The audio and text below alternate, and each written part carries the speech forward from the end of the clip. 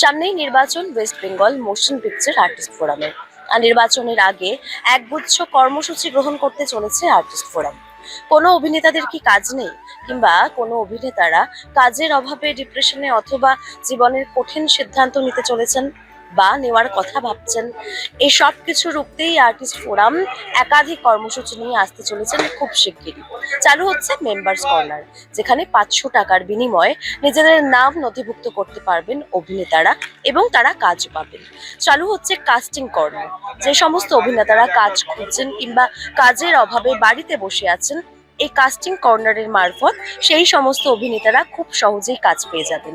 এছাড়াও 500 টাকার বদলে পোর্টফোলিওর ব্যবস্থা চালু করছে আর্টিস্ট ফোরাম।